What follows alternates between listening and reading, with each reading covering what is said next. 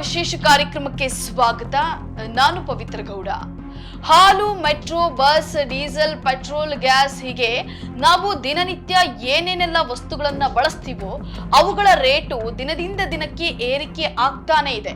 ಬೆಲೆ ಏರಿಕೆ ಬೆಸಿಗೆ ಒಂದು ಕಡೆ ಜನರು ಕಂಗಾಲು ಆಗ್ತಾ ಇದ್ದಾರೆ, ಇನ್ನೊಂದು ಕಡೆ ರಾಜಕಾರಣಿಗಳು ಆರೋಪ ಪ್ರತ್ಯಾರೋಪ ಮಾಡಿಕೊಂಡು ದಿನಗಳನ್ನ ದೂಡ್ತಾ ಇದ್ದಾರೆ. ಇಲ್ಲಿ ಗಮನಿಸಬೇಕಾದ ವಿಚಾರ ಏನಂದ್ರೆ, ಇತ್ತೀಚೆಗೆ ರಾಜ್ಯ ಬಿಜೆಪಿ ಘಟಕ ಸಿದ್ದರಾಮಯ್ಯ ಸರ್ಕಾರದ ವಿರುದ್ಧ ರಣಕಹಳಿಯನ್ನ ಮೊಳಗಿಸಿತ್ತು. ಫ್ರೀಡಂ ಪಾರ್ಕ್ ನಲ್ಲಿ ಬೆಲೆ ಏರಿಕೆ ಮಾಡ್ತಿರೋ ರಾಜ್ಯ ಸರ್ಕಾರ ಅಂತ ಅಹೋರಾತ್ರಿ ಧರಣಿಯನ್ನ ಕೂಡ ಮಾಡಿತ್ತು. ಈಗ ರಾಜ್ಯದಾದ್ಯಂತ ಜನಾಕ್ರೋಶ ಯಾತ್ರೆ ಮಾಡ್ತೀವಿ ಅಂತ ಹೊರಟಿದೆ. ಈ ಹೊತ್ತಲ್ಲೇ ಕೇಂದ್ರದಲ್ಲಿರೋ ನರೇಂದ್ರ ಮೋದಿ ಸರ್ಕಾರ ಕೂಡ ಬೆಲೆ ಏರಿಕೆಯನ್ನ ಮಾಡಿಬಿಟ್ಟಿದೆ. ಪೆಟ್ರೋಲ್, ಡೀಸೆಲ್ ಮೇಲೆ ಅಬಕಾರಿ ಸುಂಕ ಹೆಚ್ಚಳ ಮಾಡಿದೆ. ಅಲ್ಲದೆ LPG ದರವನ್ನ ಬರೋಬ್ಬರಿ 50 ರೂಪಾಯಿ ಏರಿಕೆ ಮಾಡಿದೆ. ನಮ್ಮ ರಾಜ್ಯದಲ್ಲಾದ್ರೂ ಗ್ಯಾರಂಟಿ ಕಾರ್ಯಕ್ರಮಗಳು ಇದ್ದಾವೆ. ಫ್ರೀ ಬಸ್ನ ಶಕ್ತಿ ಯೋಜನೆ ಅತ್ಯಂತ ಪರಿಣಾಮಕಾರಿಯಾಗಿ ಕೆಲಸ ಮಾಡ್ತಿದೆ. ಬಡವರಿಗೆ ದಿನಕ್ಕೂ 2 ಹೊತ್ತು ಊಟ ಸಿಗೋ ಅನ್ನಭಾಗ್ಯ ಕೂಡ ಜನರ ಕೈ ಹಿಡಿದಿದೆ. ರಾಜ್ಯ ಸರ್ಕಾರ ಒಂದು ಕಡೆ ಕೊಟ್ಟು ಇನ್ನೊಂದು ಕಡೆ ತೆಗೆದುಕೊಳ್ತಿದೆ ಅಂತಾದ್ರೂ ಹೇಳಬಹುದು. ಆದ್ರೆ ಕೇಂದ್ರದಲ್ಲಿ ಅಧಿಕಾರದಲ್ಲಿರೋ ನರೇಂದ್ರ ಮೋದಿ ಸರ್ಕಾರದಿಂದ ಜನರ ಕಲ್ಯಾಣಕ್ಕೆ ಯಾವುದೇ ಪರಿಣಾಮಕಾರಿ ಯೋಜನೆಗಳು ಜಾರಿಯಾಗಿಲ್ಲ. ಆದ್ರೂ ಮೋದಿ ಸರ್ಕಾರದಿಂದ ಬೆಲೆ ಏರಿಕೆ ಮಾತ್ರ ನಿಂತಿಲ್ಲ. ಈಗ ರಾಜ್ಯ ಸರ್ಕಾರದ ವಿರುದ್ಧ ಜನಾಕ್ರೋಶ ಯಾತ್ರೆ ಮಾಡ್ತಿರೋ ರಾಜ್ಯ ಬಿಜೆಪಿ ವಿರುದ್ಧ ಕಾಂಗ್ರೆಸ್ ಸರ್ಕಾರಕ್ಕೆ ಭರ್ಜರಿ ಅಸ್ತ್ರ ಸಿಕ್ಕಂತಾಗಿದೆ. ನಮಸ್ಕಾರ ಎಲ್ಲ ಬಿಜೆಪಿ ಸ್ನೇಹಿತಗಳಿಗೆ. ತಾವೆಲ್ಲ ಜನ ಆಕ್ರೋಶ ಯಾತ್ರೆ ಮಾಡ್ತಾ ಇದ್ದೀರಿ. ಇವತ್ತು ನಿಮ್ಗೆ ಕೇಂದ್ರ ಬಿಜೆಪಿ ಸರ್ಕಾರ ಕಪಾಳ ಮೋಕ್ಷ ಮಾಡಿದೆ. ಈ ಜನ ಆಕ್ರೋಶ ಯಾತ್ರೆ ಕೇಂದ್ರ ಸರ್ಕಾರದ ಮೇಲೆ ತಾವು ಮಾಡಬೇಕು ಅಂತ ಹೇಳಿ ತಮ್ಮಲ್ಲಿ ನಾನು ನಮ್ರತೆಯಿಂದ ಮನವಿ ಮಾಡ್ಕೊಳ್ತೇನೆ. ಈಗಾಗಲೇ ಪೆಟ್ರೋಲ್, ಡೀಸೆಲ್ ಬೆಲೆ, ಗ್ಯಾಸ್ ಬೆಲೆ ಎಲ್ಲ ಕೂಡ ಕೇಂದ್ರ ಸರ್ಕಾರ ಬೆಲೆ ಏರಿಕೆಯನ್ನ ಮಾಡಿರುವುದು ತಮ್ಗಾಲೇ ತಿಳಿದಿದೆ. ತಾವು ತಮ್ಮ ಆಕ್ರೋಶವನ್ನ ನಿಮ್ಮ ಕೇಂದ್ರ ಸರ್ಕಾರದ ಮೇಲೆ ಮುಂದುವರಿಸಿ ಅಂತ ಹೇಳಿ ನಮ್ಮಲ್ಲಿ ನಾನು ನಮ್ರತೆಯಿಂದ ಮನವಿ ಮಾಡ್ತಾ ಇದ್ದೇನೆ. ನಿಮ್ಮ ಮೋದಿ ಸರ್ಕಾರ ಮಾಡಿರೋ ಬೆಲೆ ಏರಿಕೆ ವಿರುದ್ಧನೇ ಪಾದಯಾತ್ರೆ ಮಾಡ್ತಿದ್ದೀರಾ ಅಂತ ಕಾಂಗ್ರೆಸ್ನವರು ಕಾಲು ಎಳಿತಾ ಇದ್ದಾರೆ. ಈಗ ಕರ್ನಾಟಕ ಬಿಜೆಪಿ ಜನಾಕ್ರೋಶ ಯಾತ್ರೆಯನ್ನ ಹಮ್ಮಿಕೊಂಡಿದೆ. ಮೈಸೂರಿನಿಂದ ಪ್ರಾರಂಭ ಕೂಡ ಆಗಿದೆ. ಈ ಮೊದಲು ಬೆಂಗಳೂರಿನ ಫ್ರೀಡಂ ಪಾರ್ಕ್ ನಲ್ಲಿ ಅಹೋರಾತ್ರಿ ಧರಣಿಯನ್ನು ಕೂಡ ಮಾಡಿತ್ತು. ವಿಜಯೇಂದ್ರ ನೇತೃತ್ವದಲ್ಲಿ ಸಿಎಂ ನಿವಾಸಕ್ಕೆ ಮುತ್ತಿಗೆ ಹಾಕುವ ಕೆಲಸಗಳು ಆಗೋಗಿದ್ದಾವೆ.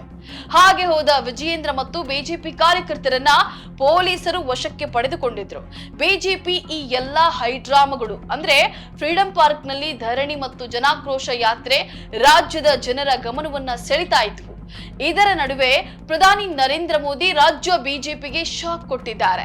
ಬೆಲೆ ಏರಿಕೆ ಮಾಡೋದ್ರಲ್ಲಿ ನಾನೇನು ಕಮ್ಮಿ ಇಲ್ಲ ಅಂತ ಜನಾಕ್ರೋಶ ಯಾತ್ರೆಗೆ ಚೆಕ್ ಮೆಟ್ಟಿಟ್ಟಿದ್ದಾರೆ ಅನ್ಸುತ್ತೆ. ಇಲ್ಲಿ ಜನರಿಗೋಸ್ಕರ ನಾವು ಹೋರಾಟ ಮಾಡ್ತೀವಿ, ಹಗಲು ರಾತ್ರಿ ರಸ್ತೆಗಳಲ್ಲಿ ಬೇಕಾದ್ರೂ ಮಲ್ಕೋತೀವಿ, ಬೀದಿ ಬೀದಿಗಳಲ್ಲಿ ಹೋರಾಟ ಮಾಡ್ತೀವಿ ಅಂತ ಬಿಜೆಪಿ ಹೊರಟಿದ್ರೆ, ಅತ್ತ ನರೇಂದ್ರ ಮೋದಿ ಸರ್ಕಾರ LPG ದರವನ್ನ ಏರಿಕೆ ಮಾಡೋ ಮೂಲಕ ನನ್ನ ವಿರುದ್ಧವೂ ಹೋರಾಟ ಮಾಡ್ತೀರೇನ್ರೋ ಅನ್ನೋ ರೀತಿ ಪ್ರಶ್ನೆ ಮಾಡ್ದಂಗಿದೆ.